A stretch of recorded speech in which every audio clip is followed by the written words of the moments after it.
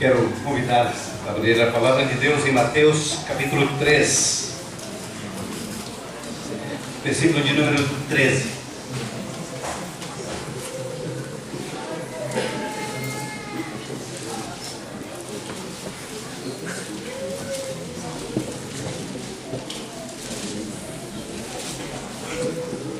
Esse é um texto sobre o batismo de Jesus.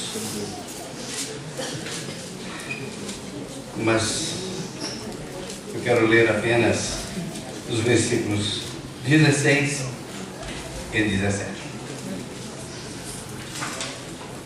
Quando Jesus foi batizado, saiu da água. Naquele momento o céu se abriu e ele viu o Espírito de Deus descendo como pomba e pousando sobre ele. Então uma voz dos céus disse: Este é o meu Filho amado, em quem me agrado. Este é o meu Filho amado, em quem me agrado. Não pregarei sobre o meu Filho amado que se batizou, mas falarei sobre o Filho amado de Deus. Pensava durante a semana nesse texto, ou na pastoral que eu escrevi aí para o boletim, e comecei a meditar, comecei a pensar sobre vozes. E parei por um instante, fechei meus olhos. Mesmo no silêncio, vozes, muitas vozes, pessoas, palavras.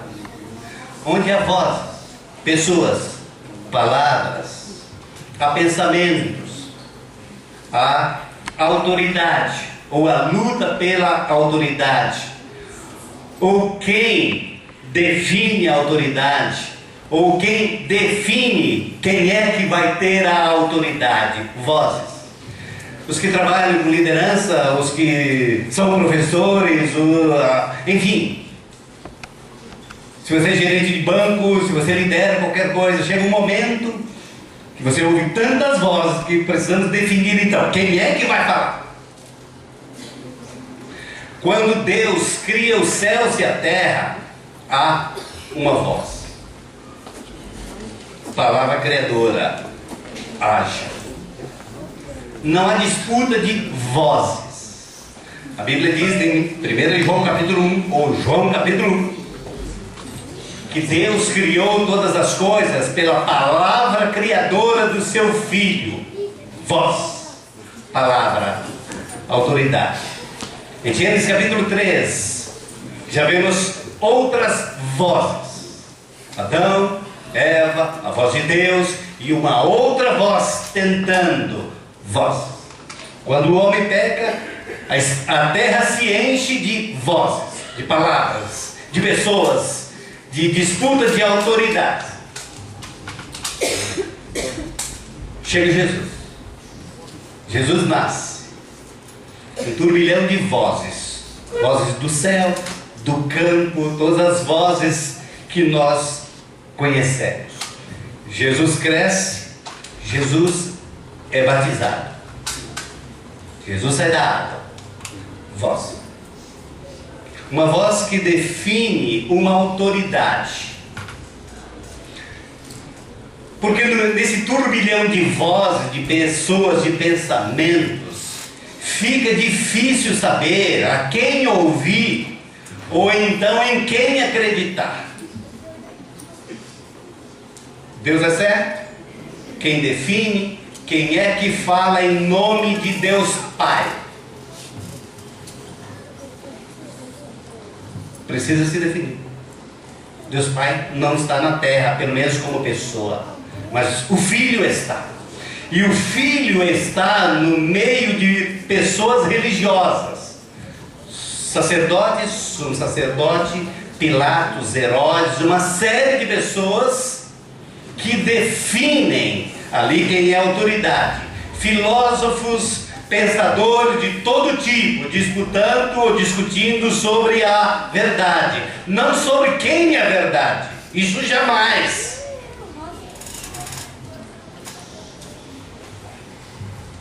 Então chega Jesus, o Filho de Deus. Jesus não começa dizendo: eu cheguei, pare, eu sou a voz, eu digo, eu falo, eu defino, sou a autoridade. Alguém precisa dizer. Alguém disse: se você quiser saber se você realmente é inteligente, veja quem são as pessoas que te elogiam. Se tolos te elogiam, grande coisa. Verdade? Se pessoas inteligentes te elogiam, bom, tudo muda. Se pessoas com problema de caráter te elogiam, bem, já temos um problema. Mas se pessoas com caráter ilibado, uma moral elevada, pessoas de valores, pessoas sábias te elogiam, tudo muda. Verdade ou não verdade? Se uma pessoa que não te ama, se uma pessoa que você entende, você conhece, que é uma pessoa falsa, te elogia, você diz: aí tem coisa. Se um filho pequeno te elogia muito enquanto você está fazendo aquele bolo de chocolate, você diz: aí tem coisa. Mas se uma pessoa que te ama de verdade te elogia, você diz assim: que maravilha. Porque isso me traz segurança, isso me traz autoridade. Se o marido elogia sua esposa na frente de outras mulheres, a sua esposa diz: opa, eu não sou uma mais na multidão, eu estou segura no amor. O meu marido me transmitiu segurança, me transmitiu autoridade, eu posso falar porque sou sua amada. Se o esposo recebe um bom elogio no meio, na multidão de pessoas, nesse mundo laboral, nesse mundo do trabalho, nesse mundo acadêmico, de todo mundo, o marido, puxa vida, como é bom se sentir seguro com uma pessoa que me eleva, que me ajuda, que me estimula, que me motiva. O casamento se torna irresistível e abençoado. Mas aqui nós não temos pessoas elogiando a Jesus. Nós temos uma voz do céu, definindo quem tem autoridade, quem é a autoridade, quem é que tem a palavra final. Esse é o meu filho, a ele ouvi. E algo que me entusiasma, algo que para mim particularmente é curador, é restaurador, não é animador, é fonte de cura, fonte de bênção, fonte de restauração para a minha alma. E ao longo da minha vida Deus tem me abençoado tanto, me restaurado tanto. É saber que, como Jesus, nós não valemos pelo que fazemos. E isso vale para você. Em determinados momentos, ou por essa percepção, você pode se gloriar no Senhor, porque você, em Cristo Jesus, é um filho e uma filha amada do Pai. Isso não muda. Eu conversava com o Antônio: Antônio, se você pecar, Deus vai te abandonar? Não. A segurança: nada nos separará do amor do Pai. Porque aquele que tem Jesus, que reconhece seu pecado, logo volta para os caminhos do Pai. Porque o Pai é a fonte de amor. Jesus não tinha feito nada. Não há obras, não há milagres. Jesus não estava recebendo um salário. Era a identidade de Jesus. Era Deus definindo, dizendo: meu filho, você ainda não morreu na cruz. Você ainda não curou ninguém. Mas saiba de uma coisa: você é meu filho amado e em você eu tenho muita alegria. Isso é maravilhoso, porque independe.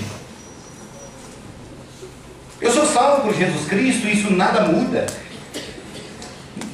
A convicção na alma, no coração daquele que pertence a Jesus é de que mesmo que eu não cante no coro da igreja, mesmo que eu não trabalhe na igreja, a minha salvação eterna não está em jogo.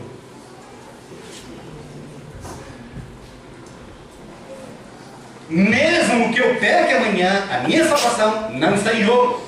O que estará em jogo é a minha vitória no dia de amanhã.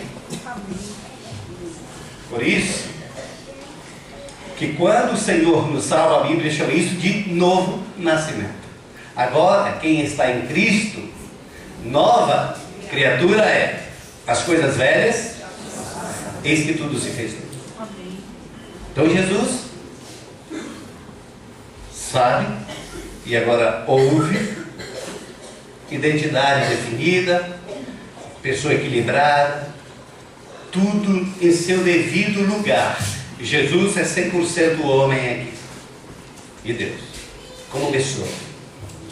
Mas tem um detalhe nesse texto que eu gostaria de mencionar, não sobre identidade, porque o texto está definindo uma autoridade e cabe a você ouvir ou não.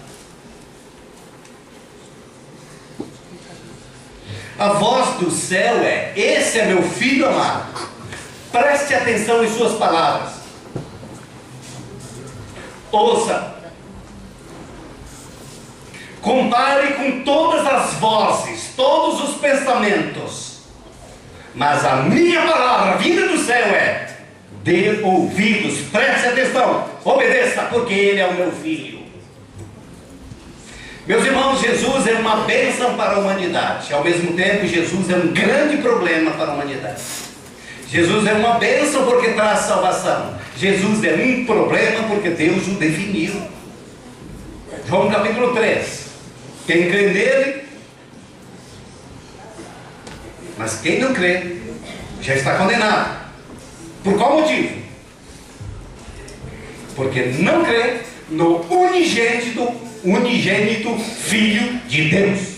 Foi Deus quem definiu. No juízo final, você pode brigar com quem você quiser,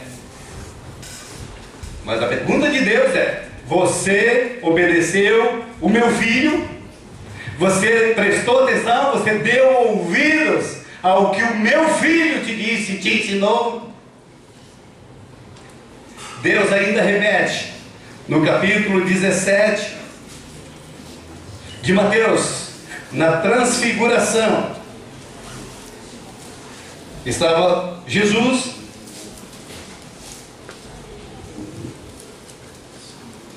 capítulo 17, versículo 5, está Jesus, estão os dois representantes da lei dos profetas, Moisés e Elias, e Jesus conversando com eles, e diz: enquanto ele ainda estava falando, uma nuvem resplandecente os envolveu, e dela saiu uma voz que dizia: este é o meu filho amado em quem me agrado, ouçam-no. É Deus dizendo pela segunda vez aos que o não escutaram pela primeira vez. E talvez você que veio aqui hoje precisa escutar pela terceira vez, se você ainda não escutou a voz do Filho de Deus. E é maravilhoso, porque diz o versículo de número 8: e erguendo eles os olhos, não viram, não ouviram mais ninguém, a não ser Jesus.